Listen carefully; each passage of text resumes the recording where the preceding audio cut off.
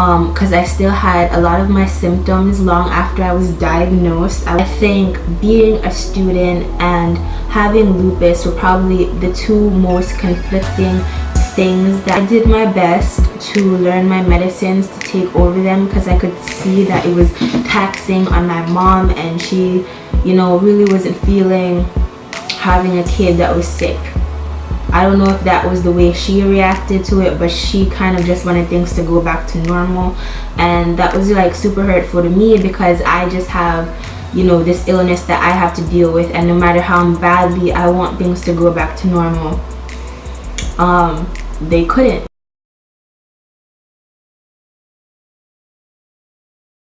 Hey you guys, it's me, Kaji. Welcome back to my channel. It's so nice to have you guys here. Today I am making a quick video about having lupus has taught me and continually, you know, teaches me. I want to make a whole separate video pertaining to my diagnosis, what I went through, my symptoms. Right now I kind of just want to focus on what lupus taught me. But so a little background, I was diagnosed when I was 16. The doctors had a hard time diagnosing me, but when they finally did, I had, you know, an enlarged heart, kidney damage, I was losing my vision, and I couldn't walk as well, and I had systemic lupus. I at the time did not understand what lupus was or the magnitude of it. I had never known anyone else with it, and I had so much going on with it. Going back to school was extremely challenging because I wasn't prepared for anything. The doctors, the rheumatologists, they just put you on your medicine and you're on your way. Going back to school was challenging because I had to get an elevator pass at school, and with an elevator pass you were allowed to leave class 5 minutes early. Because I didn't look sick, because when you have a chronic illness you don't necessarily always look sick, but you are sick and you feel sick. And with that being said, you know, the teachers were very mean to me because they didn't understand why I had an elevator pass. I remember standing up in my chemistry class asking the teacher, like telling him, you know, it's time for me to go. He was like, you're not sick, get out of here. Like, and I was like, really? Like, we're in a class filled with people and then you basically dismiss my illness like that. And like, a lot of students would put me through things because they were jealous that I had an elevator pass. And looking back at it, it was so stupid now, but they're like, why do you get special treatment? And I was always missing class every week because either I couldn't deal with it, because I still had a lot of my symptoms long after I was diagnosed. I was still losing my hair, I still had swollen lymph nodes, I had lost all this weight, so it was very uncomfortable for me to sit down because I was practically nothing but skin and bones at the time. And it was super duper challenging because the teachers were told to, you know, that time I spent in the hospital, they're supposed to just kind of ignore that coursework, and then I just jump right in, and students were like, why don't you have to make up anything, and blah blah blah. And even when I took the time to explain to them, you know, I have lupus, it's a chronic illness, they still really did not understand what it was and how serious it was. So they were really mean and standoffish towards me because of that reason. And a lot of the teachers were not, you know, empathetic. I went to a very large high school, so it was challenging for me to get to one side of the school to another side for, you know, the switch of classes, and teachers would still want to write me up. And I'm like, you know my situation. I have an elevator pass because I went to such a large school and there were a large amount of students there. I wasn't the only one on the elevator. You know, I had to stand at the elevator, wait for it to come because it was dropping off other students who had broken legs and various things. So, I mean, teachers still wanted to write me up anyways, and it was super super challenging. And I didn't get any sympathy from anyone at home or at school. And I did my best to learn my medicines, to take over them, because I could see that it was taxing on my mom, and she really wasn't feeling having a kid that was sick. She just, like, I don't know if that was the way she reacted to it, but she kind of just wanted things to go back to normal. And that was like super hurtful to me, because I just have this illness that I have to deal with, and no matter how badly I want things to go back to normal, they couldn't. So I was diagnosed a Thursday, and I went back to school the Monday, and up to a month after, I went to my cardiologist, and he was like, okay, you can go back to school now. But I had been going back to school, and I didn't know that I was supposed to take a month off from school to get better. So I had been going to school, and this was high school, and I remember coming out of the hospital so motivated. I started to get good grades again.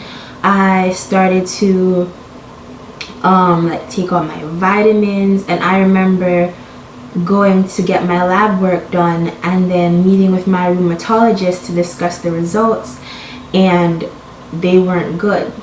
And I took all my vitamins, I drank all my water, I stayed away from the foods that they claim are triggering, like soy, and I had worked so hard, and what happened?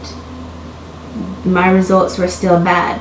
And that's when I realized that this illness was more than what I was gonna bargain for.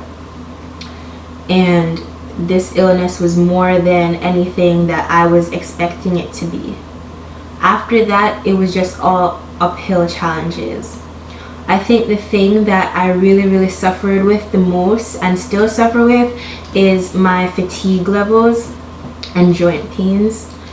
And I definitely deal with those going into college. It was like a huge deal for me. I take immune suppressants, so my immune system is killed, thus making me more vulnerable to get sick. And I would get sick easily during college, and like my professors, they didn't understand, because you look fine, and all you have to do is give them their work, and they don't care. And I remember getting food poisoning, and clearly have no immune system to fight anything off. So I was given medicine that had made me extremely drowsy, and my drowsiness from the medication, on top of lupus fatigue, on top of like being just a regular tired college student already, it was just too much for me to complete my course load. So I talked to my professor. I went up to her after class, and I was just like, I had the prescription bottle in my hand. I was like, it makes me drowsy. I have lupus. I have no immune system to fight this off. Thenceforth, it's going to take me longer to get over this. And I was just wondering if there's an extension, or could you work with me or something? Can I give you half my paper, like something, And she was just like looking at me like it has to get turned in. And I think that has been the most challenging part of lupus that I still struggle with today, is the world still goes on around you, and you still have to get things done. No matter how you feel, no matter what's going on, you still have to get things done. And starting off, I would never know how to give myself a break. I never knew how to listen to my body. I just kept pushing and pushing and pushing, because the world, I needed to do that, because the world was telling me that I have ever had to go through. And I really neglected my lupus a lot in order to accommodate school and the pursuit of my education. And I remember I didn't take the medicine for the food poisoning. I didn't take it because school was so important to me. So I would write my paper, throw up, come back, and just deal with all of that because that's what I had to do. And moving forward, it was just a lot of that, wanting to study, trying to study, but not having the energy to study, just feeling extra frustrated with myself. And lupus is so hard for people with a strong work ethic because you have to listen to your body. And lupus, it makes you so tired so easily, and you wake up and you want to do so much stuff, and literally you're lucky if you probably get 4 things done off of your list, depending on what they are. I never thought that I could feel so tired over these simple things. And just dealing with all of that, dealing with feeling inadequate, feeling like I'm lazy, feeling restricted from getting all the things that I wanted and needed to do done was super, super challenging. And what I want to tell anybody with lupus or anyone interested in knowing about lupus is that it is so hard for people with lupus. It is really, really, really challenging. And what I want to tell you guys is that you're not lazy. Hang in there, be strong, be courageous. You have all the willpower to succeed at your dreams, but cut yourself some slack and understand your circumstances. Try to find ways that you can balance life, and try to be compassionate to people with lupus, and try to be compassionate to yourself. And right now, that's something that I need to learn. I've developed so much pressure and anxiety from trying to juggle that I needed to do that. When you're a college student, it's hard. It's not the traditional 9-to-5 job and then after work you're done. You go to class all day, you come home, you have to study, you have to meet people for group projects, you have to do your projects, quizzes, homework, write papers, stuff like that. Being a student is 24/7. And I think being a student and having lupus were probably the 2 most conflicting things that life and lupus. But I don't want anyone else to go through that. And my camera battery is dying, that's why I'm speeding things up. But what I really just want to tell you guys is find ways, to balance and just take it easy. Be easy with yourself. Be compassionate with yourself. Don't let anyone make you feel like you're lazy, because you're not. Don't make anyone make you feel like you're inadequate because you have lupus. Do your best and do what you can and be content in that. And I know, especially as a person with a strong work ethic, how challenging that can be. So try.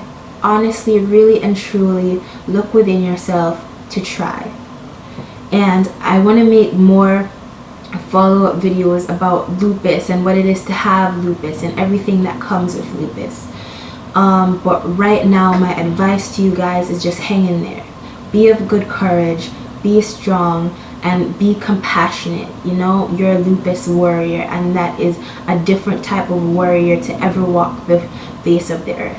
So thank you guys so much for watching. Continue to do everything that you're doing. You're doing a phenomenal job with everything. Hang in there, and the best is yet to come. Thank you so much. Please like this video, hit the subscribe button, and comment if you're interested in seeing more videos about lupus. Thank you so much, and I'll see you guys next time.